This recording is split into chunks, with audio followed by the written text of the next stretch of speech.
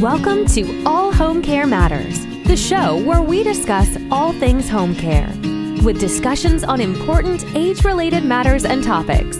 Brought to you by Enriched Life Home Care Services, the #1 rated home care provider in Michigan by Top Rated Local.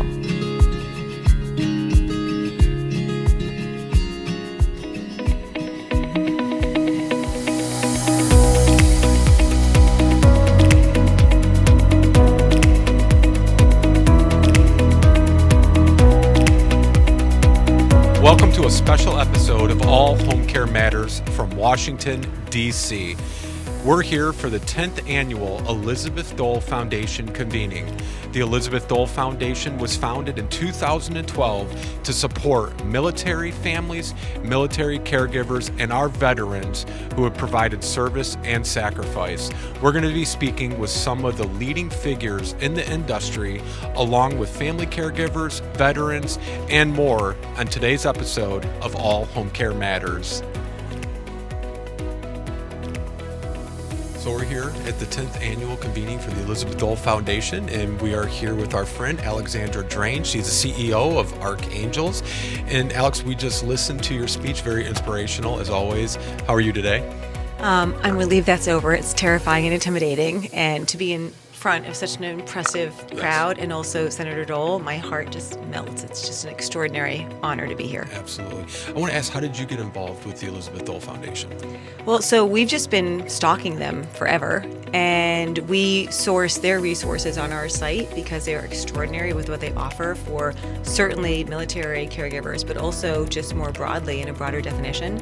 So we sort of stalked them, and then I was actually introduced to Steve Schwab just a couple of weeks ago. And as I said to Steve, you will never be rid of me. Senator Dole will never be rid of me. We're obsessed with what you're doing and want to support it in any and every way that we can. That's amazing. You know, you do such remarkable work helping to support caregivers, especially family caregivers, learning about their intensity. You want to share that with the viewers and listeners who may not be familiar with the work you're doing at Archangels? Yeah.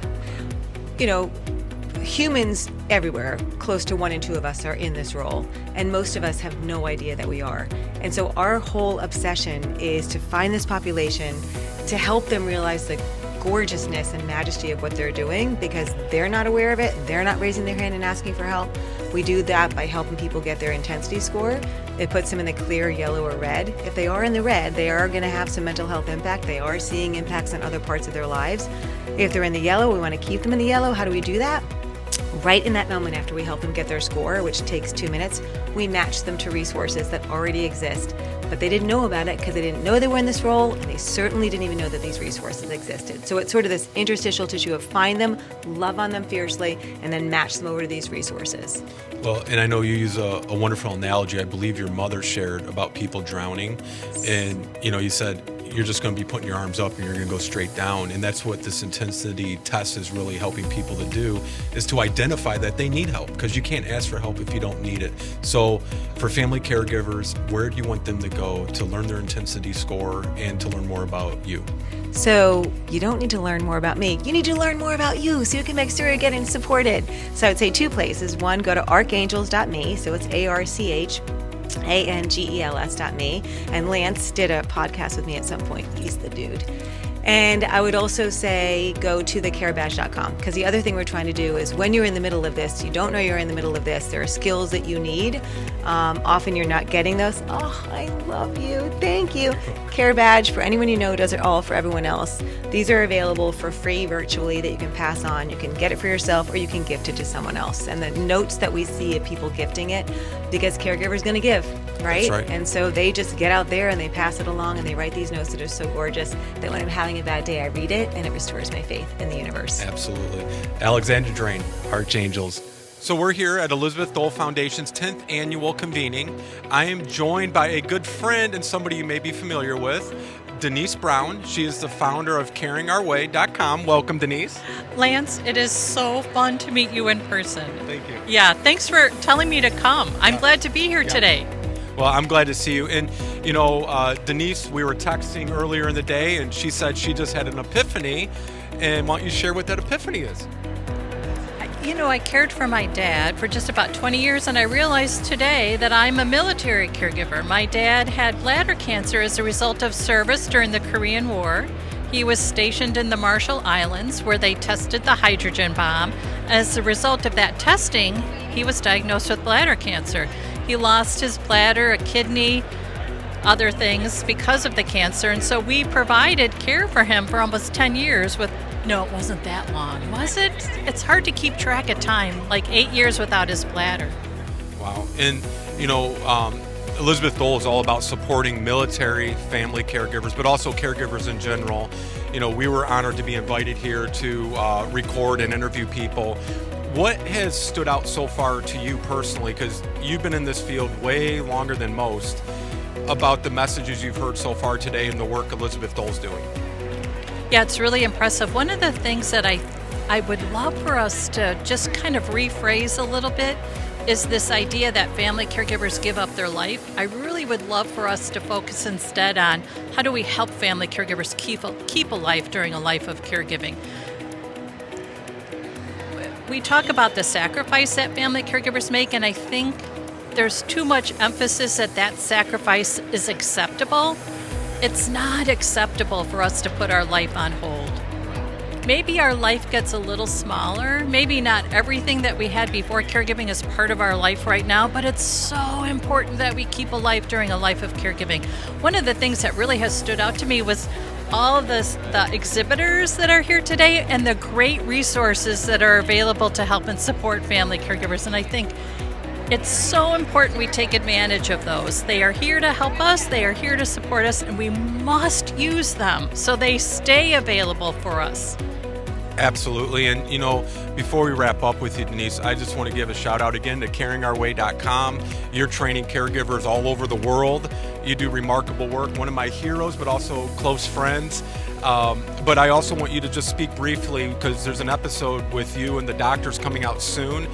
Share a little bit with our viewers about the work you guys are doing and that hopefully more people are going to become aware of. Yeah, we were so excited to join you for that podcast. It was our first podcast with a team that has worked with me to develop a pilot program to support dementia family caregivers. And what we did was we partnered technology with caregiving coaches who have a lived experience to see how could we decrease stress family caregivers felt. And the outcome is that we can decrease stress. And what was really compelling was that family caregivers want to connect to someone who listens to them, who just shows up to listen. That changes their experience when they have a good listener in their life. Absolutely. And I'll just close with this. We always say when you have a loved one serving in the military, the whole family serves. But that service doesn't end just because they're done serving. We're here talking about military caregiver support. And, it takes a village to support a veteran. And we need to support the caregivers as well. Yeah, thanks, Lance. Welcome, Elizabeth Field, the Chief Operating Officer of the Elizabeth Dole Foundation and a recognized expert on military quality of life and defense policy. Welcome, Elizabeth. How are you? Doing well. It's good to be back. Yes, it's great to have you back. I did have the distinct privilege to attend the Elizabeth Dole Foundation's annual national convening this year in D.C. We had you on previously to kind of talk about what that was going to look like, and then we got to experience it. And we're here today to kind of do a post-convening interview with you to talk about all the remarkable resources and, things that came out of the convening. I want to start with you, Elizabeth, by asking you, looking back at the 10th annual national convening, what were the most impactful takeaways and how will these insights really help to shape the future of caregiving?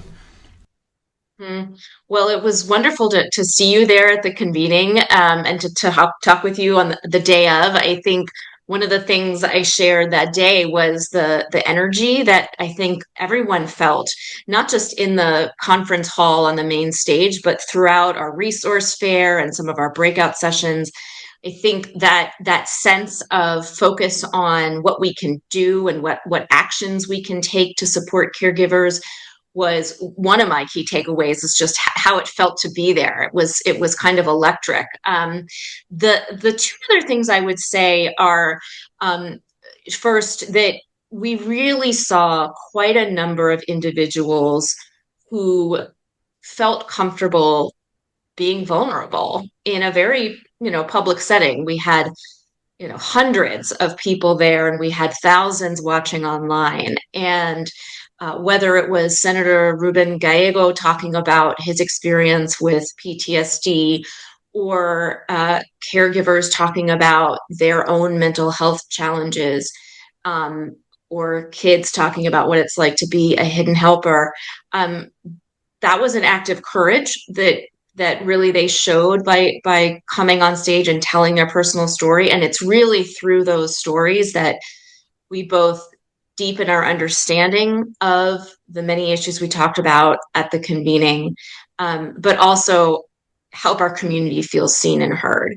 The last takeaway I have, it was sort of one of the highlights of the day, I think, for many, was the panel discussion that we had on caregiving in the international context, where we had, a caregiver who had been born in China, raised in Japan, joined the U.S. military, talk about, caregiving from her perspective, and a number of others, and that exploration of cultural context and caregiving was something we hadn't done before, and so it was neat to sort of branch off into a new area. Yeah, that was a tremendous panel, by the way.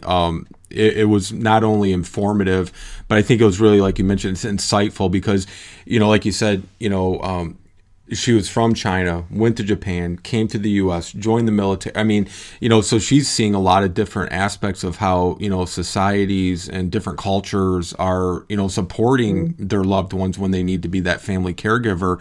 One thing I wanted to mention to you, I know we had interviewed a couple of the 2025 class of Dole Fellows, and the two that I interviewed, just remarkable people, and it's really easy to see how they became a fellow. Both of them really stood out for me, but the one I want to share right now was Lena Redshaw, and she's in her early mid 30s, and I really didn't know because she wasn't the original person we were scheduled to sit down with. The original person wasn't able to attend. And so we're kind of going into it a little blind, knowing some of the background. And she, talking about the vulnerability, this is a mother, a wife, and somebody, like I said, in their early mid 30s. And, I know you probably know her story, but for our viewers and listeners who aren't familiar, she's stepping up and trying to help make a difference when, she has multiple children under the age of 12. She had a 10-month-old at home. And, for viewers and listeners that might think where this is going, she's not caring for a parent. She's caring for her spouse who, was in the military, suffered a traumatic brain injury from jumping from a helicopter. And as a result of that brain injury, it triggered a genetic mutation in her husband's brain that led to early onset Alzheimer's. And as we're talking, I'm trying to hold back emotion. Obviously for her, it wasn't as easy. And, she started to, weep and cry. And, but that didn't stop her from sharing that vulnerability because she's trying to help make an impact and a difference in other caregivers' lives. And I think it just speaks volumes to the remarkable work that you and the Elizabeth Dole Foundation are doing and what this convening is all about. Yeah, no, I mean, you're right. Her story is very powerful and moving, and even more moving is the strength with which she talks about her experience and is committed to making things better for other caregivers like her. And I also want to note that this early onset Alzheimer's and connection to TBI is sadly something that we are increasingly seeing in the community that we support. And it's all illnesses and injuries are hard to manage, but seeing someone at such a young age experience this illness is extraordinarily hard. And every time I have a chance to talk with one of our fellows, it was great because they were almost all of them were there, not just for the convening, but for the entire week, something we called Fellows Week. But every time I talk with one of them, I learn something new, or a feeling that I didn't even realize I had comes up, and they really are at the heart of the foundation and what we do. Yeah, absolutely.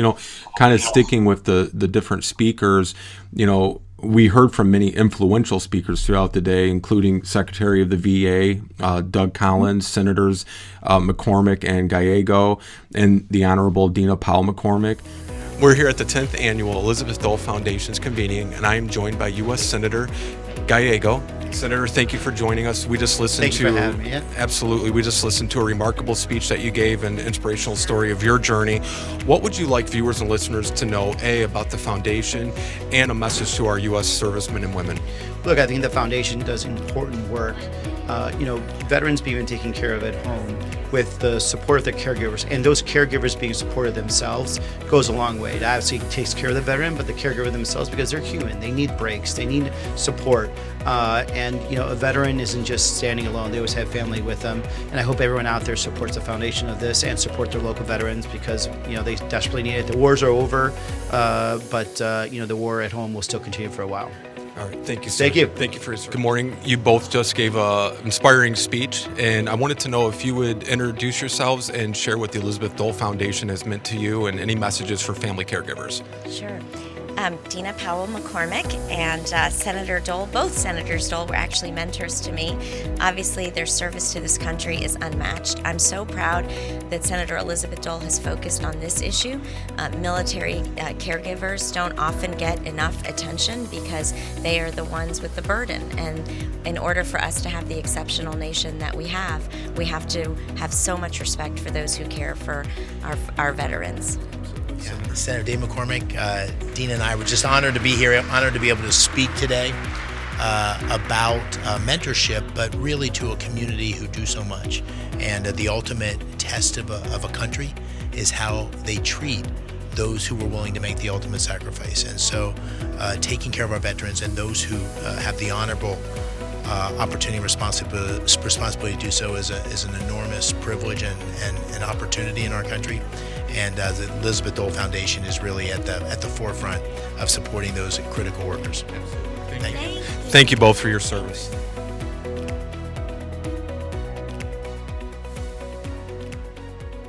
And the foundation has received bipartisan support since its inception. What does this long-standing support mean for the foundation, and how does being a nonpartisan organization help to influence your work? Because I think separately, I think that's the remarkable thing. It is bipartisan. This isn't politics. Mm-hmm. This is really coming together, unified, to make a difference in the betterment of our military families and the caregivers. Yeah. So thank you for raising that, because sometimes not everybody knows that we are a nonpartisan organization. We sometimes like to talk about ourselves as being a nonprofit organization with bipartisan support. And what that means is that we are really focused on the policies and the regulations and the laws that are of most import to our community, whether it is legislation relating to caregiving, like the Elizabeth Dole Act that was passed late last year, or it is legislation that will impact veterans and is therefore of significant interest to our caregivers. We always work with whatever administration is in office. And so, we have done events in the past with Michelle Obama. We have done events in the past with President Trump. And as you noted, we had Secretary Collins at the convening this year, which was a great honor.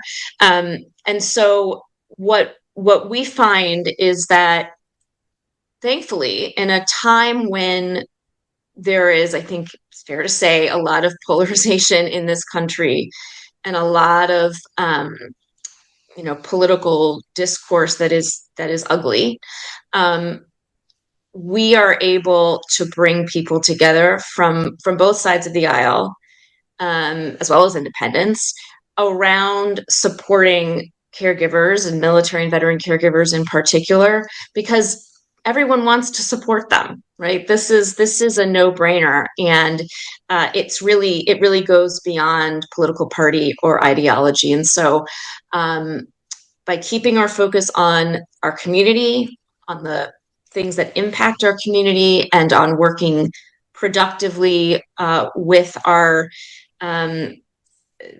officials in the government or in Congress, we're able to make a difference. Absolutely. And I just want to stay on that theme for just a moment, Elizabeth, if you don't mind.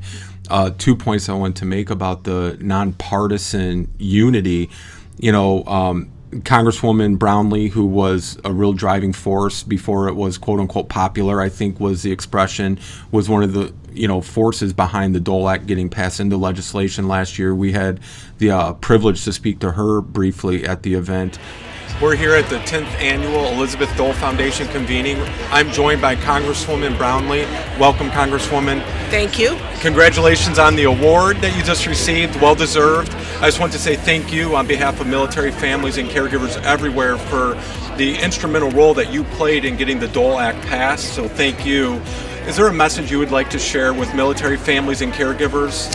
Well, I would just say that this particular bill is really a milestone in terms of comprehensive long-term care for our veterans and their families across the country. And it's a very, very important bill, as I said on the stage. It is a bill that veterans really want. Their health care and their outcome will be better, and it's a little less expensive as well. So it's really a win-win bill. And the thing about this bill that I think is so important is we know we have disabled veterans who need that care at home, and the VA has done a pretty good job, not a perfect job, but a pretty good job of handling those veterans who are disabled. But for the aging population that wants their health care at home, this bill really expands that opportunity for those. And there is a huge amount of aging veterans coming through for all the men and women really who served in Vietnam, particularly, who are moving through the system that are really yearning for this care. So it's just been an honor to work with the foundation, to work with Steve, to work with the senator on this, and I'm just proud to be here. Thank you. We appreciate you and all that you do. Thank you. Thank you very much. And, the two senators, Secretary Collins, none of them, and they're all from different parties, none of them ever entered into a political conversation or discussion when they were speaking. And this is the commonality that unifies whether you're RD, I, or, undecided. This isn't about politics. This is about helping support our military families and their caregivers. And, Secretary Collins, one of the many things that really stood out for me personally during the convening was he was talking about his child that has spina bifida. And, and I don't know if you had heard that before or not, but it was my first time hearing this story. And he explained he was at a McDonald's or a Burger King, and the deep fryer for the French fries, the buzzer, the alarm went off, that beep, beep, beep, beep. He said all of a sudden, I ran home because that's the same noise that his child's machine makes when there's a problem. That's what we're talking about. We're not talking about politics or getting legislation passed or vote for me or not vote for me. We're talking about how can we all come together in a very sometimes divided political landscape and just find a common theme that can unite us all regardless of what aisle we're sitting on. And I think that's a beautiful thing also that you guys are doing. You're showing that, you can rise above political discourse to find a common good that we can all unite to support. And that's something that really stood apart for me. Had you heard that story from Secretary Collins before? I hadn't heard him tell the story, and he is a very powerful speaker. I didn't realize until the convening that he is a pastor as well, and so you could sort of see that coming out in his presentation, which was lovely. And just to piggyback off what you just shared about, this is not about political speeches. Another example was Representative Jen Kiggins from Virginia, who she's a Republican, but she didn't talk about her party or politics when she accepted one of the two congressional leader awards that we gave out that evening. And for her, there was that personal connection of having been a geriatric nurse practitioner. And we had one of our caregivers there with her husband, who is, I believe, 102 years old, who fought in the Battle of the Bulge as an Army medic. And you could just see after she accepted her award how much interacting with him lit her up, and him too. And it was just such a special moment to see how, really, for everyone who was participating in the summit, especially our speakers and our awardees, how that it's that personal part of their life that really drives the connection and the desire to make a difference. Yeah. And last thing I'll add to the political aspect of it, or lack thereof, I should say, is, I invited several businesses that we know through the show and different interactions. Some lived in Illinois, Maryland, Virginia, and that's one of the things that impressed them the most was this wasn't a political event. This is a movement. This is an event where we're all coming together regardless of our backgrounds to support these caregivers and these military vets. So they were very impressed with that. Want to talk about the theme, though. The blueprint for action, the theme along with the 4 pillars: emotional well-being, economic mobility, support for caregiving youth, and the care ecosystem, was really central to this year's event. How can individuals and caregivers find resources at the foundation to address these key areas and meet really their evolving needs? Mm-hmm. Well, we have a lot of support that we can offer through the foundation. If you go to our website, elizabethdolefoundation.org, you'll see up in the left-hand corner, there is a sort of a button you can click on. It says Find Help. That will take you to really any information you might need. So, for example, if you have an urgent financial need, a true emergency, you can apply for support from us through our Bob and Dolores Hope Foundation Fund for Critical Financial Assistance. If you are having a hard time figuring out how to apply for benefits that you might be eligible for, you're not sure what benefits you might be eligible for, you can reach out through our resource navigation program, and then you'll have someone, a real person, one-on-one, helping you figure that out, and also maybe helping identify and connecting you with resources that you didn't even know were available. So there's that as well. We also have a lot of programming in the areas of mental and emotional wellness. We have mental wellness workshops, for example, as well as economic mobility programming, helping caregivers learn about how to save when you can hardly make ends meet, or how to develop a household budget. And then I want to particularly raise for caregivers 2 opportunities they have. The first is to connect with other military and veteran caregivers through what we call HHCC, our Hidden Heroes Caregiver Connection. That is an online community exclusively for military and veteran caregivers. We have thousands of people in that network, and it is a chance to find peer support, something that we have heard time and again from caregivers that is helpful for them, because it can be so easy to feel isolated when you're going through your caregiver journey. And then the last, of course, is the Elizabeth Dole Foundation Fellows Program. You mentioned the 2025 class. This is a program that is open every year.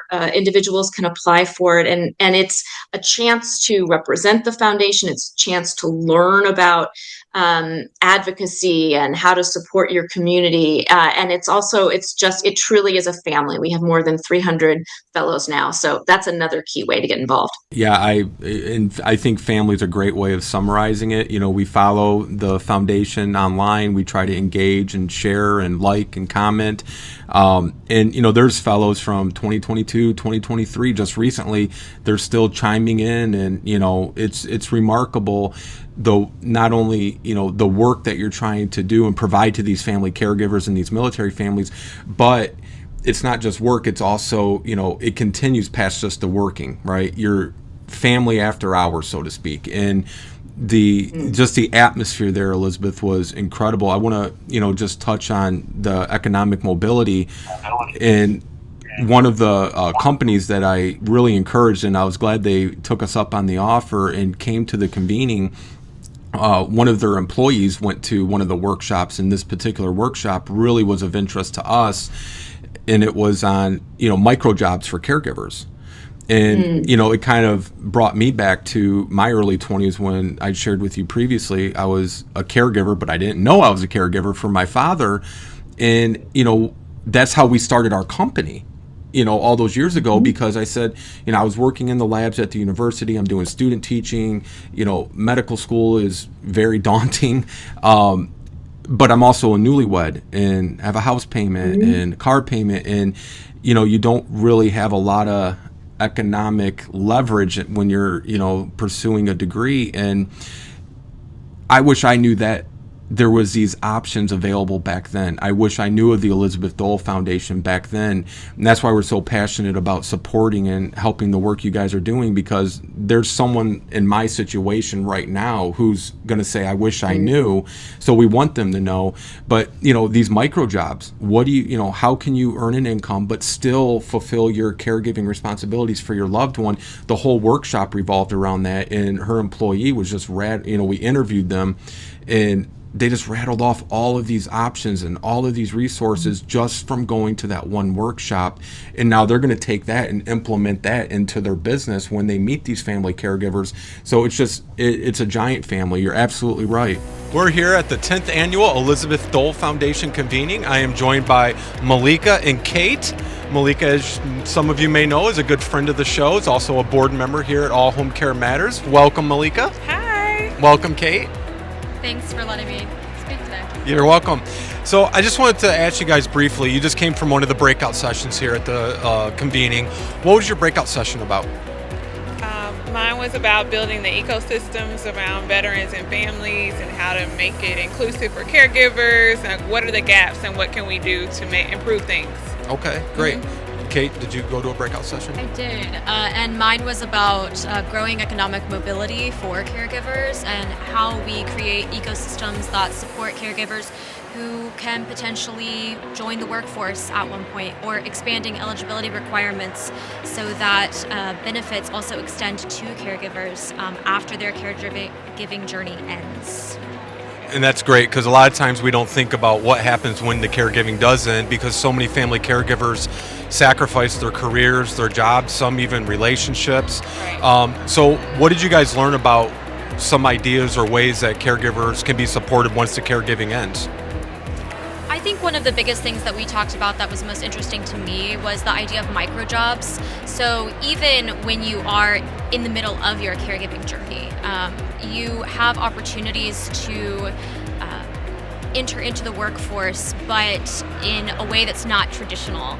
So micro job or micro grants, entrepreneurial grants for caregivers, because we know that caregivers are some of the most innovative people that exist in our country today, and they have to be innovative because their job as a caregiver demands it. So kind of how do we create an ecosystem that encourages caregivers to share their great ideas, and how do we also encourage entrepreneurship within caregiver communities?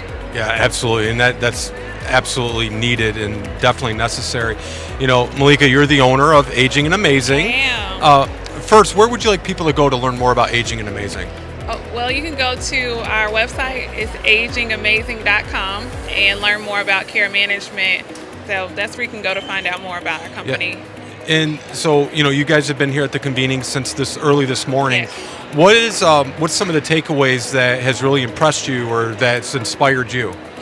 I think, it's been just doing our work as care managers. I think it just emphasized the need for care managers, more care managers, and like Kate emphasized, this untapped workforce of caregivers who have all these resources and skills and innovation that they can help others to navigate the journey, because it's not a if, it's when we'll be caregivers.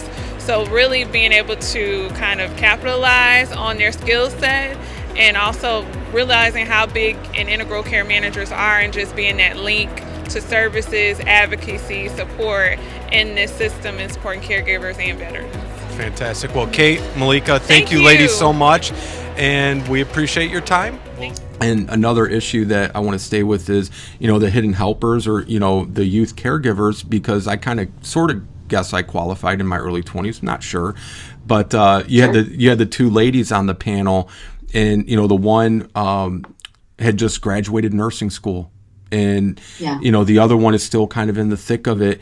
But they were a key focus at the convening. How do you see the foundation continuing to support this demographic, and did any insights or discussions or solutions about this topic really stand out to you personally during the convening? Mm-hmm. Well, as you rightly pointed out, it's one of our 3 strategic pillars of impact. And we knew pretty early on that we were going to need to both highlight and raise awareness of this population and also do more to support them. Those 2 young women were so moving. I thought in their presentation, one of them what had been a hidden helper. Her mother was a Dole caregiver fellow. Now she is a Dole fellow, and they're the first mother-daughter duo of fellows that we've had, which is really neat. But one of the key reasons that we knew to focus on kids and youth is that it is inescapable that caregiving, even if it's just something like organizing medications and preparing food for a parent, can have a real profound impact on these young kids and young adults. And I think one of the themes that came out, which just really put it into sort of the starkest terms for me, was realizing that for a lot of these kids, this is all they have ever known. They literally, from the day they were born, in a household where a parent was going to need a lot of help, and that would change their childhood. I think Jillian, one of those young women, talked about how they don't go on vacations to places where it's going to be a mobility challenge for her father, and so they don't go to the beach, and so we know we want to support them, and what that looks like is a few things. One, we, with the generous support from Wounded Warrior Project and Lockheed Martin, run what is called the Hidden Helpers Coalition, which is a group of organizations that support military families, support children, coming together to really think through how we can do more, whether it is designing new programming or advocating for specific legislation that would support these kids. And that coalition is really a key focus for us. We have what we call a Hidden Helpers Summit. We'll be having our 3rd annual one this year at Disney World. We are bringing together not only the organizations in the coalition to talk through how to help this community, we're also bringing a number of families who will get to participate in the summit and then have a respite day at the Magic Kingdom. And so we're excited about that.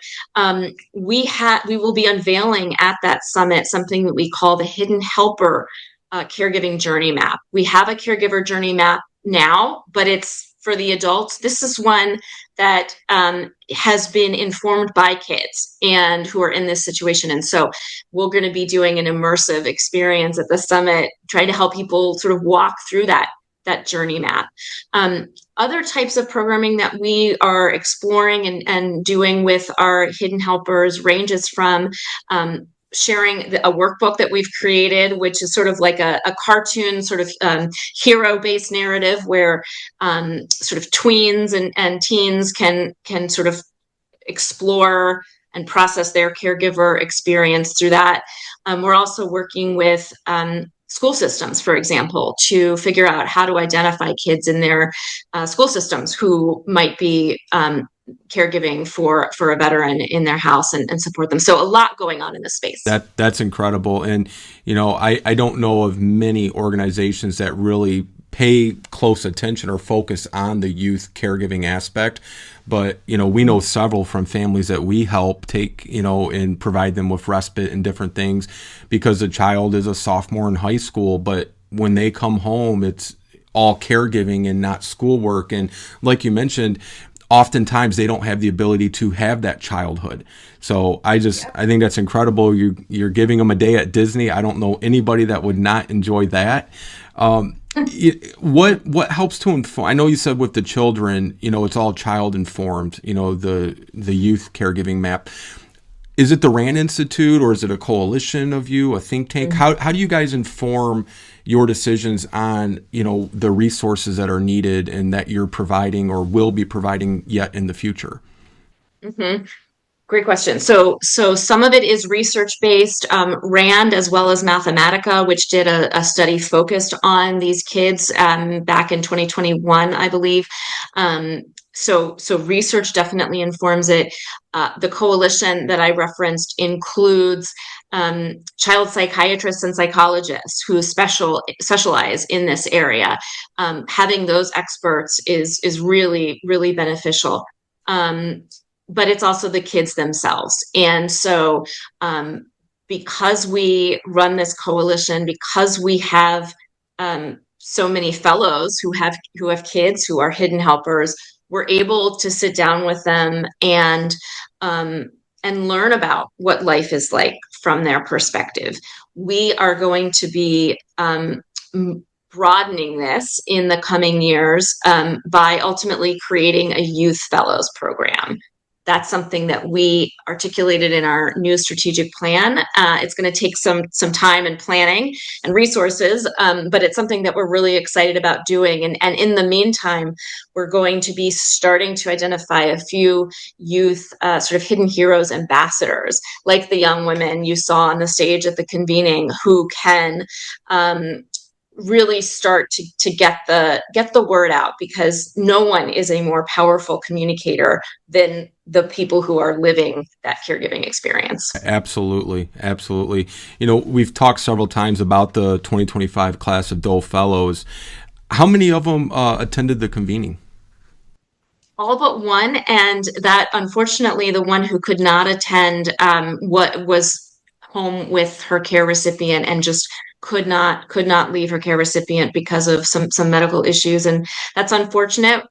We felt really, really badly for her, and we'll be making sure that she can come to other events to make up for that. Yeah, and again, that is the reality of being the caregiver too, right? I mean, we host several caregiver support groups, and sometimes people can come, sometimes they can't, because the reality is they're having to be there to support and care for their loved one, which, the Elizabeth Dole Foundation is helping to alleviate some of that so that they can get more involved and participate in these things. How do you feel that their participation, though, the fellows that were able to attend, really impacted the event? Because I felt like it was very impactful, just hearing their stories. GR Zuniga was the other fellow that we had the privilege of speaking with. He's a caregiver for his brother, and his brother has subsequently launched a nonprofit to help caregivers on his own. We're here at the Elizabeth Dole Foundation's 10th annual convening. I'm meeting here with 2025 Elizabeth Dole Foundation Fellow, GR Zuniga. Welcome, GR. Thank you very much. I want to start off a little bit about who you are. Who were you before you became a family caregiver and the 2025 Elizabeth Dole Foundation Fellow? Sure. So who I was before was a budding entrepreneur. I had just left corporate world after, a couple decades of doing stuff there in the title insurance industry, and decided I wanted to get out of that and kind of, help other organizations, small and medium-sized businesses, kind of scale, grow, succeed, that kind of thing. And it was just getting started, right? It was just the traction was just getting. I was kind of excited, and about that time, my brother comes and says, "Hey, I'm gonna move from Louisiana over to California, and I'm gonna use your house as a jumping point, if that's okay." Yeah, sure, no problem. Right. Do whatever you got to do, bro. And so once that came to be, he started having some issues, and so he kind of just went on with his plans a little bit. we decided that, if you need a little more time, you can move in a little, stay a while, do whatever you got to do. And so that's kind of where things in my life started to change, because he needed a little more help doing things. And so there was no more entrepreneurship. There was no more helping small businesses grow. It was more of let's make sure my brother's okay. Yeah. What was your brother diagnosed with, or what was he dealing with? What he was dealing with was traumatic brain injury. He survived several blasts while serving in Iraq, and he was dealing with the traumatic brain injury and also post-traumatic stress. Little bit of well, what we found out was epilepsy became something that he had to deal with now as well. So that was a new diagnosis after we went to see his neurologist. And also something else was, since he was doc, he was a medic, he had a lot of guilt, a lot of survivor's guilt, because he wasn't able to bring all of his brothers and sisters home. Yeah. Yeah. Well, first, thank you to your brother and your family for your service and sacrifice. Now, when that moment came where now all of a sudden you're finding yourself as a family caregiver for your brother, my story, I took care of my father, but during that time I never identified as a family caregiver. Right. I felt like, I'm helping my dad out. Is that how you felt with your brother? Exactly the same way, right? It was very much, I'm just helping my brother. I mean, we, even before he went into service, a little bit personal, but we were homeless together as teenagers. I was 19, I was 14. We've always took care of each other in whatever way. So to me, this was just another thing that I do. Sure. Now you're in this role as a caregiver. When did you discover, what, I need help. I need to find resources. It wasn't going to be a short-term thing. How did that experience and, resources that you found change your role as that caregiver? You know what? That's a great question. I think I realized I needed help when I kept running into roadblocks at the VA. That was probably the big epiphany for me. It was, this is a big system. I don't know what I don't know. Right. And no matter what, I need to if I didn't know it, I had to figure it out. Yeah. And the only way I was going to figure it out was to start to look for resources, start to look outside of what I thought I knew. And it was strange because I'm usually the one with the answers, right? Sure. And all of a sudden, you need somebody to help you now. You need somebody to help you. And I think the biggest hurdle was understanding that, accepting that, and being okay with asking for help. Sure. When did you first discover the Elizabeth Dole Foundation? So I first discovered the Elizabeth Dole Foundation a couple of years ago while online, just looking for resources, realizing I was a caregiver now, right? So now I knew what to Google. Sure. Right? Yeah. So now I knew, what the keywords I needed to go out and look for help. And Elizabeth Dole Foundation came up on the search. That was, I think, late 2023. Okay. And I really didn't do anything with it, to be honest. And I just put it in my back pocket, saying, okay, well, maybe I'll need that somewhere later down the line. And just this past year, I did need some help and reached out. And, I mean, the foundation pointed me in the right direction. We got the help we needed. And the funny thing was, I had come across the Caregiver Fellow application. And I had seen it prior a couple years back, and I thought, I'm not worthy of, doing something like that, or didn't even really understand what it was, to be honest. And this next time around, by this time, I thought, well, let me look a little bit more into this. I've got a few years under my belt, and I kind of want to start the things I've learned. I thought it was important to give back. Sure. And so I applied, and here we are now. Yeah, no, that's amazing. And you're a 2025 fellow. Congratulations. Thank you. When you look back, though, and I'm kind of asking for personal, but also for the benefit of our viewers and listeners. Sure. How long have you been a caregiver for your brother? So we're going on 5 years now. So 4 years, we're going on 5, and it's been a wild ride. So a couple of years, you're working through the VA, doctors, but no one ever pointed you to the Elizabeth Dole Foundation. Right. Why do you think that is? I think because there's not a big awareness out there. Hidden heroes. Right. The name is appropriate. I think that a lot of us don't know who are going through it. Again, don't know what we don't know, and don't even realize that there is something out there. And there's not a lot of people talking about it. You're not seeing brochures in the VA. Right. You're not. We're all busy doing what we're doing, so we don't have a lot of time to be, out there on YouTube or doing this because we're putting out our daily fires, right? Right. And so that awareness piece, I think, is, luckily slowly coming out into the ethos, which is really cool. Yes, absolutely. And that's why we're here and, happy to help spread the awareness. You'd mentioned you'd found really good resources, and Yes. now you're trying to help share those resources. Do you have any you would want to share with the viewers or listeners right now? First and foremost, if you're a caregiver, look into the Elizabeth Dole Foundation. Find out what they offer, financial, mental, everything. They can really help. And the cool thing is they do it. They're with you every step of the way. Right. They don't leave you out there guessing. They don't leave you out there floundering. So that was fantastic. I think that was the biggest one. Some other caregiver-specific resources. My brother started an organization called Operation Sick Care.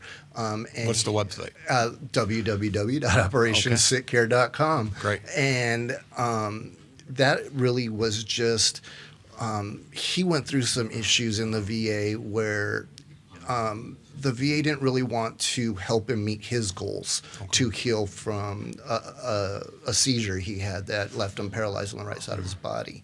And so when he went through that frustration, what happened? The doctor looked at him square in the eye, like, I'm looking at you right now. And she goes, why do you want to walk again when you have such a nice walker? We thought that was a joke at first, right? It turned out it really wasn't. And so, instead of burning the place down, he thought better of it and said, if they're doing this to me, they're doing it to my brothers and sisters.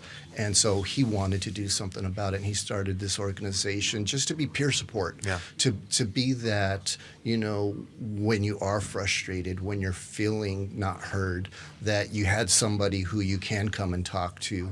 And so once he did that and was seeing how beneficial that was for him and his battle buddies and anybody else who was reaching out, he did also look at me and say, what about your community? Right. Do you guys need help? Is this something that would be beneficial for you? And do we need to make that a part of the mix? And as I thought about it, I said, absolutely. Yeah. No, that's incredible, GR. Before we wrap up here, I wanted to just ask you, recommend any ideas or suggestions that worked best for you? Because, being a family caregiver, for me, I was in my early 20s. My peers, my colleagues, people, my professors at university, they sympathize, but they can't empathize. Like, they don't understand what it is you're going through exactly because they haven't gone through it. What was that like for you? But then also, what did you find that was helpful to you to keep yourself, healthy mentally and physically so that you could be there as that support and that caregiver for your brother? Sure. Yeah. For me, I'm an operator by trade. So to me, once I start going through something, I try and figure out, okay, what are the systems and processes I can put together to, go from here to here. And I kind of took a cue from my brother. It was like, okay, he needed to optimize his mind and his body for this journey he was going to be on. And I thought the same. If I'm going to be able to help him, I have to be my best me. Right. And so for me, that was my usuals. One of the things that I've done is I've always written down my lessons learned from the day. That's my way of journaling. And then I reflect back on them at the end of the week, so that way I can make sure I apply them, right? And then music is a big part of my life. Just every day I have a playlist that's called My Why. and I go through that playlist. It kind of helps me get my game face on and kind of, just put myself in the right place. And then what came a little bit later from my brother's physical therapist is she turned us on to meditation. Okay. What I thought was hoodoo voodoo Right. is real, and it works. It works for me. I know it works for my brother. It's been a big thing to help him get back to being mobile again. But anything he does, I make sure I try, because now I know what he's going through, and that really worked for me as well. So just optimizing my body and my mind. Exercise obviously is a big one, and getting out in the sun and doing all these things, because if I'm running at my best, then I know I can be my best for him. Absolutely. All right. Well, GR Zuniga, thank you so much. Thank you very much. Appreciate your it. time. We're here at the 10th Annual Elizabeth Dole Foundation's convening.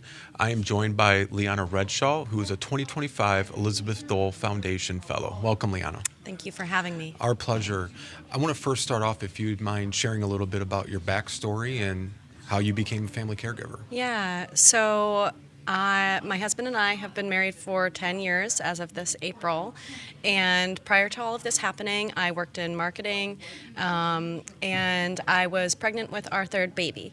I was, I think, around 4 months pregnant, and my husband Ryan went for a AT training, drill, and hurricane duty, so they were packed together. While he was there, he hit his head on the way out of a helicopter.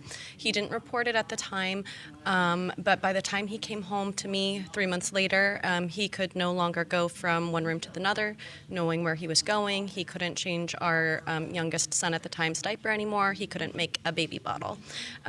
So this sent me down a very long, windy road, ultimately discovering that my husband unfortunately had a genetic mutation, PSEN1, and was diagnosed with early onset Alzheimer's aggravated by the TBI. So that's kind of led me to where I am now. When you first got the diagnosis, I'm imagining it's just shocking. Yes. Not to make light of it, there's a saying that a lot of people use, and it's when you've seen one person with dementia, you've seen one person. Yes.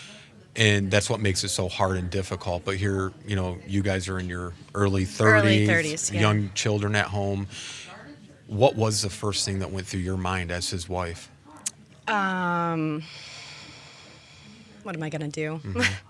I mean, I was pregnant with Tallulah, my youngest, and that kind of set off a very complicated pregnancy. She ended up having fetal growth restriction because I was so stressed. We were going to 2 appointments a week, one for me and one for him. So there was a lot going on at that time, and yeah. Yeah. When you became this caregiver now, what kind of resources did you find in the onset? We always say you don't know what you don't know, and you Yes. don't know what you don't need to know. Most people don't prepare or plan to be a caregiver. You plan and prepare to be a parent. Yes. What was those first weeks, days, months like for you? So a lot of it was a battle to get the diagnosis because a lot of people, I mean, he looked fine. Right. So completely invisible diagnosis. But, quickly, things started to fall apart. And one of the first organizations that stepped in was Wounded Warrior Project. Okay. And they have been instrumental in helping my family navigate forward. They have covered adult daycare for him. They've covered a life skills person, his music therapy. I've also received help from Semperfi. They helped me move across the country, helped me get into the home I'm in now. And also I did receive a good amount of support from his unit. The men from his unit came out, they packed up my house, they loaded up the trucks, they helped me in a lot of ways. Also emotionally, I still call a lot of them for support. So I had a good deal of help, and there's also been a good deal of challenge. I'm sure. When you're going through those, first weeks, months, when did you eventually discover the Elizabeth Dole Foundation? So pretty far into it, actually. I went through all kinds of different resources and digging. Unfortunately, there's not a lot out there for early onset Alzheimer's. But I did eventually discover a town hall meeting for Elizabeth Dole, and I attended that virtually. And when I attended that, I was kind of like, oh, wow, like this looks like this could be helpful. Right. And kind of started going down that path. And then eventually I got an email about applying to be a fellow. Wow. And that's what I did. Okay, Yeah. tremendous. When your husband received that diagnosis and, being in his early 30s, Yes.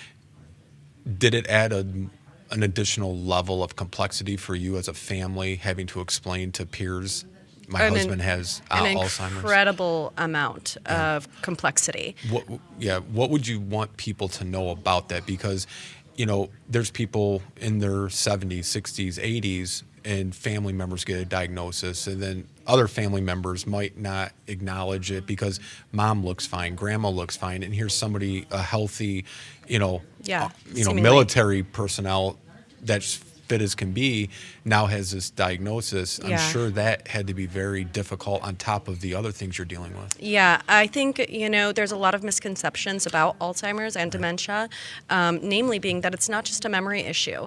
A lot of it started out being a reaction, a speed reaction issue. So we'd all stop and he'd keep walking because his body wasn't communicating, oh, I need to stop. So I would have to put my hand out so he wouldn't walk into oncoming traffic, which almost happened many times. In addition to that, it's a judgment and perception issue. So unfortunately, my husband is now late stage 6, and he needs 24/7 supervision. He can't be alone with his children. He, can't go outside by himself. He can't cook meals. He can't he needs to be reminded to eat and drink. He needs prompting for all of those things. It's so many people say, oh, does he still remember who you are? Which is such an offensive thing to say to somebody who has a loved one struggling with Alzheimer's. And luckily enough, right now he does still know who me and my children are. But I have watched him holding our baby and forget that he's holding her. Yeah. And if you don't mind me asking, having children adds another layer of complexity to it. As a parent, and for people watching or listening to this, is there any wisdom or advice you could give to them if they may experience something similar, how to approach that with the children? Yeah, so, I really try to meet my kids where they're at. I think one of the biggest ways our family has, and I have been affected, is how it's affected my motherhood. I always wanted to be a mom. It's, my biggest accomplishment in life. And trying to guide the children through this, knowing, their dad isn't who he was, but for them, they don't know that. So just being around him still is worth it. Yeah, I have 3 young children. They came with us here to DC. They're having a great time. But, I always, when you have that fatherhood, motherhood, it does add a layer that is always being navigated step by step. And then to add that component into it, their dad is a strong military person. And, and having to watch that, I'm sure, is just got to be one of the worst forms of parenting you ever imagined you'd have to go through. Yes. Do you have recommendations if children ask questions? And I'm sure it's personal for each family, but do you think it's good to let them know up front? What would you recommend? In my experience, I've been truthful with my children. I have responded, again, age appropriately, but literally just 2 days before I arrived here, my 8-year-old asked me, is Daddy dying? On the way home from school.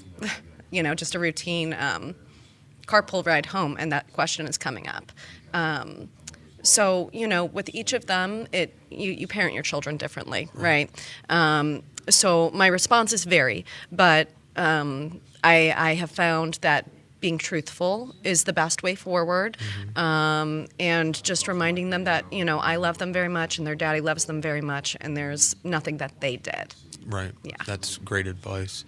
With, with you guys relocating now so you have more support, what kind of support has the Elizabeth Dole Foundation been for you and your family? Yeah, so, one of the biggest things truly it has been becoming a fellow and meeting other people like me. And also, when I first applied, so provide some clarity here. My husband doesn't live with us anymore.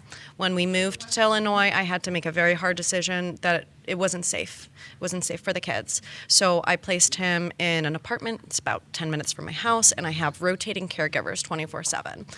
So in that, I had gone to them, and when I applied for this, I said, I don't know if I really qualify because he doesn't live with me. And yes, I manage all of his care, and he's with me on the weekends. But, I don't know if I really qualify. And they stopped me very quickly and said, you absolutely do qualify. And for me, that was huge because I've carried so much guilt. For not keeping him in the house with us, even though logically I knew it was not safe. Doors were being left open, stoves were being left on. I've got a 20-month-old at home. It's just not safe, right, for somebody with dementia. But them giving me that acknowledgement has really helped me. Move forward. In addition to, the emotional support, they're also helping me navigate. My husband still is not service connected. I'm still not receiving any benefits from the VA. So as we speak right now, there's lots of people pushing to make these connections happen for me and to make sure we do get service connected. Additionally, we are at the point where he needs memory care placement. The apartment and having him with caregivers has worked great, but unfortunately he has progressed and is now requiring more assistance beyond what we can do in home. So the Elizabeth Dole Foundation alongside Wounded Warrior Project is helping me to navigate that next step. Wonderful. When we help families as well, and a lot of times we recommend, there's aid and attendance and there's these different benefits, but, aid and attendance, not everybody qualifies for. Were you able to find, is that the resources you're speaking about? Was that through Wounded Warrior? Yeah, I'm not quite there yet because we don't have a VA rating. So I'm hoping that is the direction if they ultimately service connect as they should, that we will qualify for that. Absolutely. So, Leanna, one more question before we go, and thank you for your time, and again, thank you to you and your husband's service and sacrifice. When you run into a new caregiver, what is your number one recommendation for them as they navigate this journey? Trust your intuition. Ask a lot of questions, and don't take no for an answer. Great advice. Yeah. Thank you so much. Thank you. They're doing such tremendous work, and to have them there, how did you feel like it really impacted the event? It wouldn't have been nearly as meaningful as it was if we hadn't had them there. In a few ways, I think for a number of them, sharing their personal story on the stage was really important to us. When we set out to design this year's convening, our 10th annual, we really wanted to make sure that the caregiver voice was front and center. And so having fellows speak to their life story as key moments in that convening was really, really important to us. And, one of the sessions that I think also very much moved a lot of people was our current fellow, Mozella Richardson, who took the stage and spoke with Liz Porter, who was one of our really active board members, who is a chief executive at Leidos. And what was so interesting was that the two of them had very similar stories. They're both have been caregivers to their sister. They had gone through a lot of the same grief experiences and losses, even though they're coming from very different, communities and perspectives.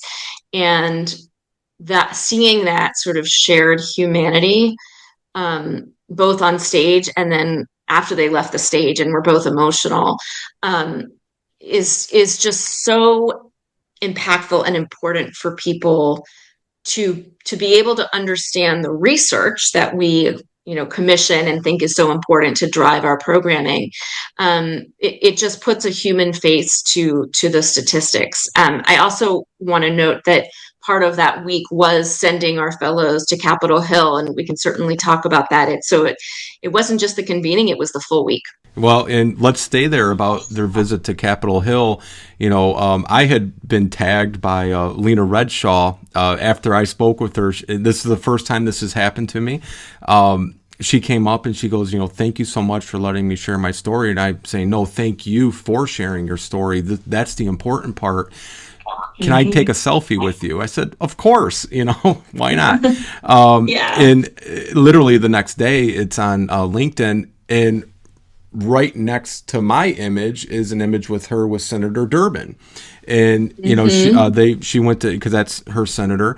And, right. I kind of followed it because I was tagged in the thread, and, she shared her situation about trying to get approvals and, different things through the VA. And the very next day, his office sent her a copy of the letter he wrote to the VA. That's what I'm trying to convey here, at least with my experience. And I think you're agreeing with me. That's the power of this organization, the Elizabeth Dole Foundation. That's the power of this convening is, I almost say it's giving a voice to the voiceless, because on our own, we're not very powerful, we're not very influential, but together, the squeakiest wheel is going to get the most oil, as my grandma would always say, or grease. I don't know what it is, but please share about the experience on the Hill. Yeah, it was phenomenal. I had the chance to join a couple of our caregivers as they were scheduled to meet with Representative Sarah McBride and her staff. And it is exciting to be a part of, because you see how excited the caregivers are to meet their members of Congress. We generally try to get them to meet the senators from their states or the representatives from their district, but also to see the excitement that the members of Congress and their staff experience meeting these caregivers. Because when you're on Capitol Hill and you're wrangling over legislation, and things can get a little bit wonky, seeing the people and meeting the people and hearing their stories who you're trying to support makes such a big difference. And so that is really an important part of our Fellows Week. Our fellows, I believe, had over 70 meetings on Capitol Hill just that one day of that week. And, I know that Senator Durbin, that meeting with him was particularly important to those fellows from his state, because he, of course, has announced his retirement. But this is the community that he has supported for many years. So it was also a chance for them to thank him. And of course, in true Senator Durbin fashion, he followed up with, a letter that he had shared with the VA. So it's really exciting to see. That it's incredible. I got to ask you a personal question. You're a DC veteran. You've been there. You've been in all different aspects and roles. Does it ever get old seeing the difference that you're able to help make at the Elizabeth Dole Foundation? No, and I would say so interesting. You said the giving voice to the voiceless is what is so amazing about the Elizabeth Dole Foundation, about the convening. I would take it one step further, which is that's what's so special about this movement that you're a part of, that we're a part of, that we're trying to help drive. And you're right. Like I have testified on Capitol Hill many times. I have been in private meetings on Capitol Hill. I've been in meetings at the Pentagon and the State Department.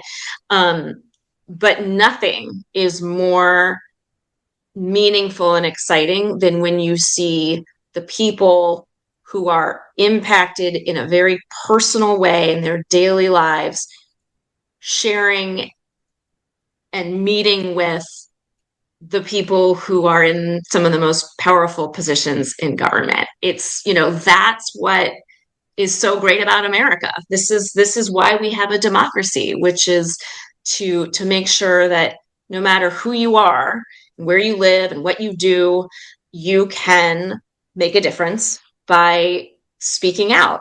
Yeah, absolutely. I want to kind of follow up with this because it fits in the theme. How is the foundation following up on these discussions and the recommendations that came out of the convening? Because there was a lot of great information, a lot of great resources, a lot of good thoughts. Now, how do you follow up on that? Absolutely. And that really was another key focus for this convening. It was both making sure we had that caregiver voice front and center, but also that we were emphasizing and focusing on actions. So, as you know, we had breakout sessions in the afternoon of that convening, one for each of our 4 strategic pillars. That was really a chance for people from all different perspectives, corporate, caregiving, academia, what have you, to come together and start ideating around what are we actually going to do to support caregivers. Maybe it's what are we going to do to support their mental and emotional wellness? What are we going to do to better support kids?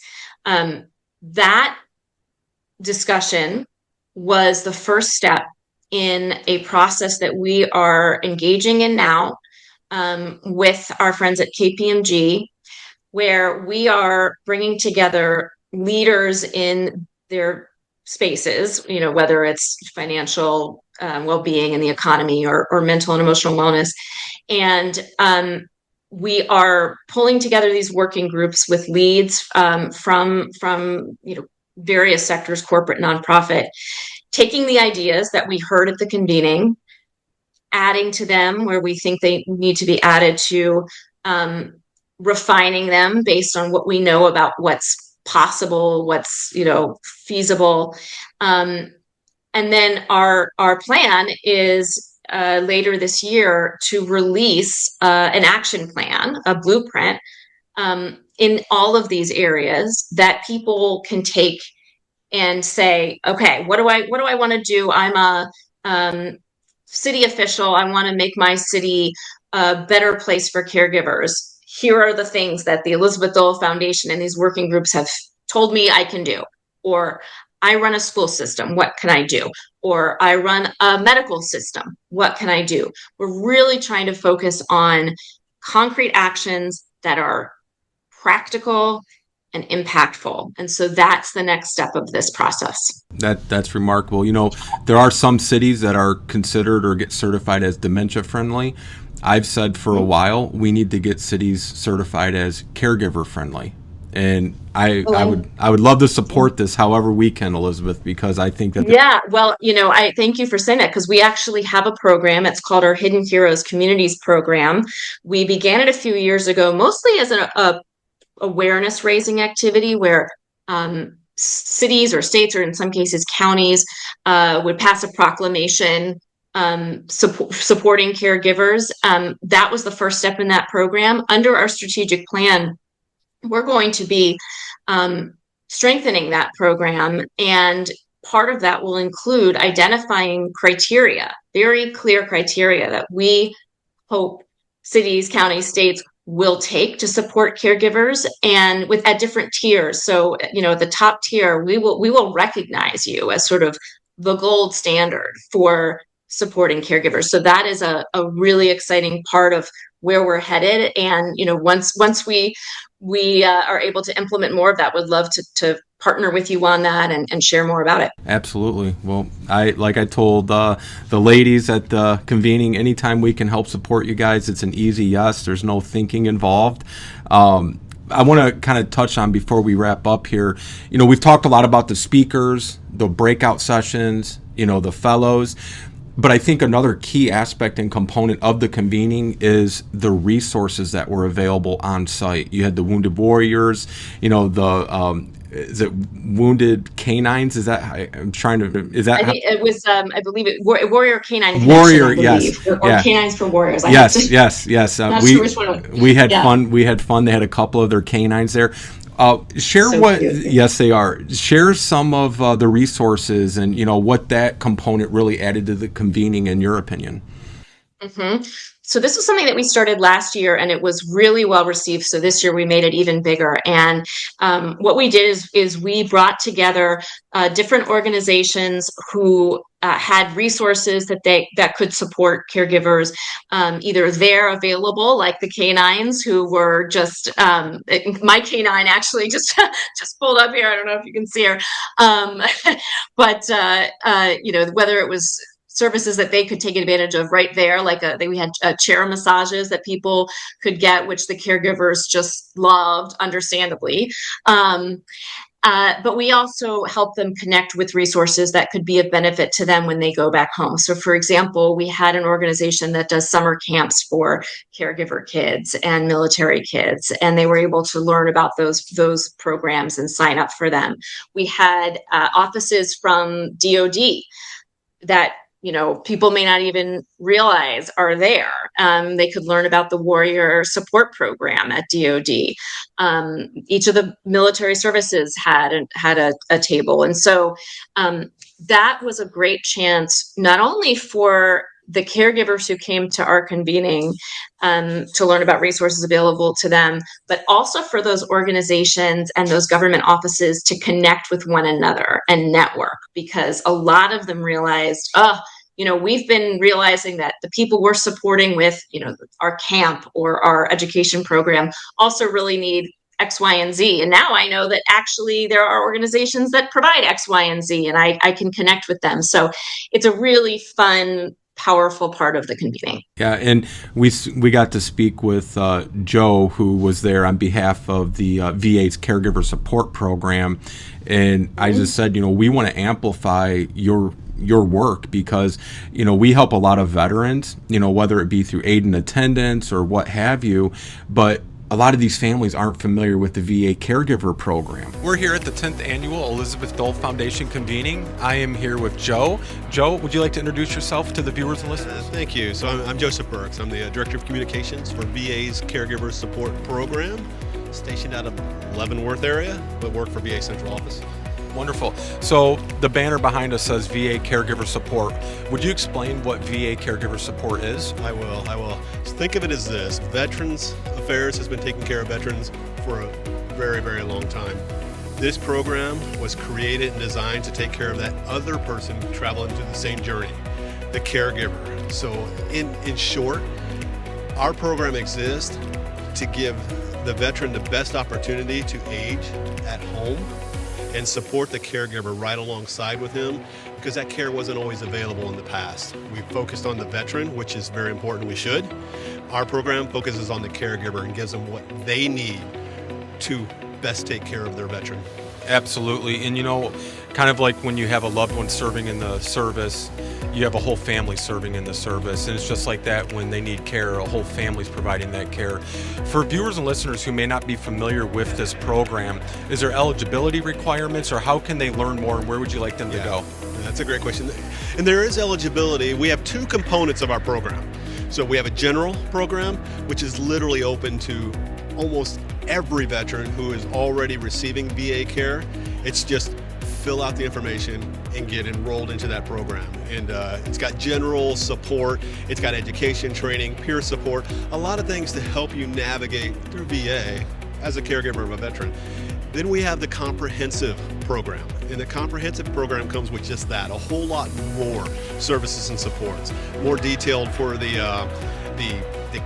care of the caregiver, just like we would be taking care of the veteran themselves through psychotherapy program, mental health programs for the caregivers. There's legal and financial support. There's, again, peer support, mentoring, plenty of clinical services as well. So again, think of VA care for the veteran. This is VA's care for the caregiver. Fantastic. So where would you like people to go to learn more? Yeah, so I would want you to go to caregiver.va.gov. That's easy for you to remember. Again, caregiver.va.gov. And we also have a caregiver support line open 8 a.m. to 8 p.m. Monday through Friday. If you get a hold of our caregiver support line, which you can find right there on that website, get in touch with them. They will hand you off to your local VA medical center, which every VA medical center across the nation is equipped with a program manager for caregiver support. So each one has their own team, meaning we're across the nation in every VA. That's incredible. Well, thank you for what you're doing for our military families and our servicemen and women. I appreciate you guys. Thanks for having us. Yes, sir. And and that for me, that's what those resources were really all about. Is one, hopefully they will collaborate together and work each other to provide to their people. Hey, do you know about this other resource? This could help fill this gap for you.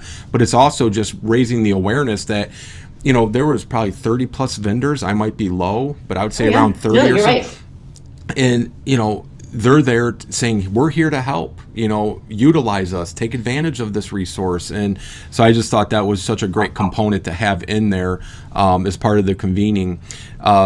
So let's close up, because I know you're busy and I don't want to keep you longer than I need to. But really, for those listening and watching today, and they really want to get involved, they want to join this coalition, how can they help support the mission of the foundation, and what's the next steps that they can take to really get involved? Mm-hmm. So lots of opportunities depending on who you are and how you'd like to support. First, I should note that we very much rely on donations. And so if you are someone who can give $5, we will take it. Every little bit helps. Every dollar counts. And you can donate by going to our website, ElizabethDoleFoundation.org, and clicking on Give Now. So that's one way. If you're a company or an organization, we also have corporate sponsors. If you want to get involved in some of our programming, certainly applying to the Fellows Program is a great way to do that. As under our strategic plan, we are going to be really leveraging our network of fellows across the nation to deliver more programming in their communities in a way that I think is going to be really, really exciting. And then, also just learn about the policies that impact caregivers and some of the legislation that is sort of currently under consideration. We have a caregiver actually who is testifying on Capitol Hill later this week, who is going to be advocating for passage of what we call the 3 R's bill. It has to do with making sure that caregivers can have access to things like creating a retirement fund, or how they can get reemployed if and when, unfortunately, they no longer need to be a caregiver. Sadly, it's usually because the care recipient has passed away, although sometimes they've gotten better. And so, get informed and call your member of Congress to support pieces of legislation like the 3 R's bill, which will support caregivers. And so lots of ways to support. And then last, keep your eyes open for those blueprints, those action plans that we'll be releasing later this year. That should give really everyone a good sense of concrete things that they can do to support caregivers. Absolutely. And I would also say, keep a lookout for next year's convening if you're a caregiver or you're an advocate, because it's something that I think everybody involved in this space should attend, because there's something for everyone and you can get involved and help make a difference. Lastly, for us, though, Elizabeth, I would just want to personally thank you and Steve Schwab, the CEO, yourself, Tessa, Haley, and Jenny from Susan Davis International. When we were invited to attend, it was first, a great honor and privilege to be invited, but just the hospitality and the graciousness and just the warmth that we were received with, all of you were just incredible, and we were so grateful to be a part of it. So thank you, and thank all of them. Any final words you want to leave? I know you're a proud military daughter, and your son just finished his plebe year at West Point. Thank you again for his service. He did. Yeah. He's in the midst of cadet field training right now, and so out doing land navigation at night and shooting weapons, but and having a great time, I think.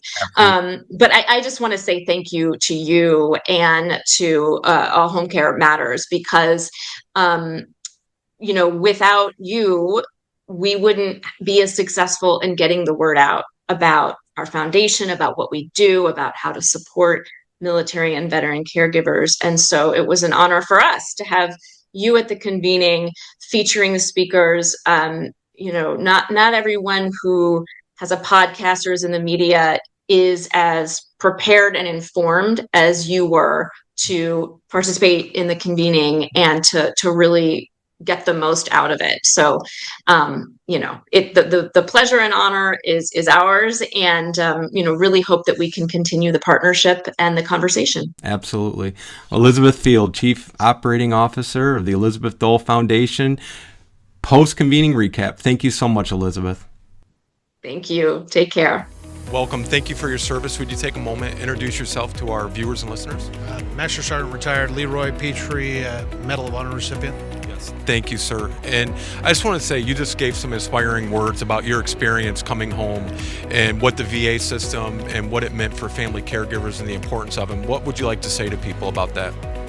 I'm happy to be here and to see the leaders in the room there that are here today, and the ones that are continuously working their hardest efforts to make the best. Today, our military and our VA is doing better than they ever have to take care of our injured, wounded, and ill family and service members. Proud to be a part of it. Yes, thank you. And we want to say thank you for your service and all your dedication and the work you continue to do to support the VA, our veterans, and family caregivers. I'm honored to be a part of the Tri-West family now, and whatever I can do to continue to support my brothers and sisters and the future ones who continue to serve us in this nation, I will give my best effort. Thank you so much. God bless you. God bless you. Thank you. We're here at the 10th Annual Elizabeth Dole Foundation convening. I have the distinct privilege of welcoming Steve Schwab, the CEO of the Elizabeth Dole Foundation. Welcome, Steve. Thanks. It's an honor to be with you. Our pleasure. You know, I want to start off by saying we've heard some remarkable speeches, stories, resources that the Elizabeth Dole Foundation is putting out this year for the 10th Annual convening. What has made this convening so special? Yeah, well, we've reached a point at which we've been at this now for a little over a decade, and the country really has come to a breaking point. Our most recent RAND research says that 1/3 of Americans are engaged in some kind of caregiving. That's an extraordinary statistic.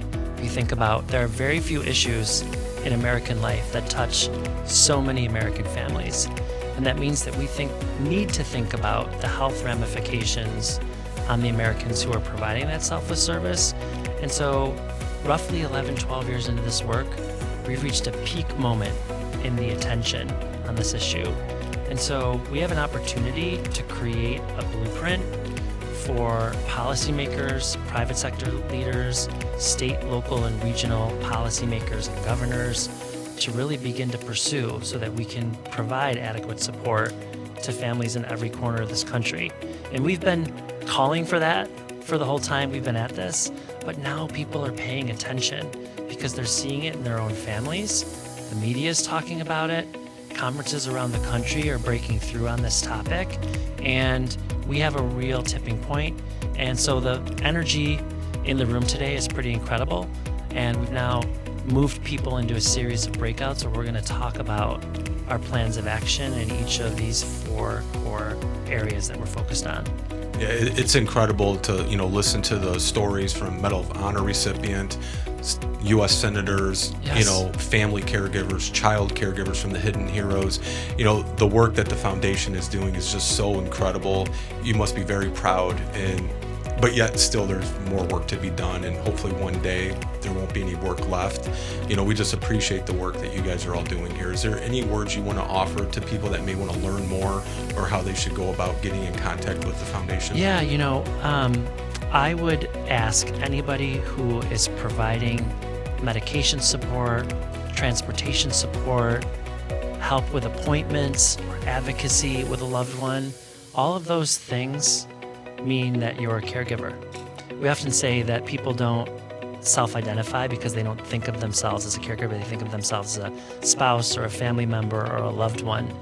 But the acts that a lot of people are doing every single day is caregiving. So what I say to anybody who's listening is, if you want to meet peers and understand the kinds of services and support you need, then go to elizabethdolefoundation.org and learn about the vibrant community that exists out there to connect with, to learn from, to seek support. If you're a military and veteran family, there are a whole series of benefits and resources that are uniquely available to that population. And I would just say to anybody who's listening too, that preparing you and your families and your young ones for the inevitable role that they're going to play taking care of you. We have iterative conversations with our kids about going to college and preparing to become adults, but that's where the conversation stops. And we need to extend the dialogue to the responsibilities that they're going to inherit in caring for the next generation. And I think that's the progress we're making by cutting through all the stuff that's out there and beginning to encourage those kinds of conversations in American families. Absolutely, and you and the Elizabeth Dole Foundation and the class of 2025 fellows are helping to lead the way in making that change. Steve Schwab, thank you so much for your time today and the work you guys are doing. Thank you so much for having me. Our pleasure. We've had an awesome day here at the 10th annual Elizabeth Dole Foundation convening. We've heard from decision makers, veterans, family caregivers, child caregivers, and many more. We're looking forward to continuing to support the incredible work that the Elizabeth Dole Foundation is doing to support family caregivers and our military men and women. We look forward to seeing you again here at All Home Care Matters. Thank you for joining us today. We look forward to you joining us again on another episode of All Home Care Matters. To learn more about the show and to connect with us, visit us at allhomecarematters.com.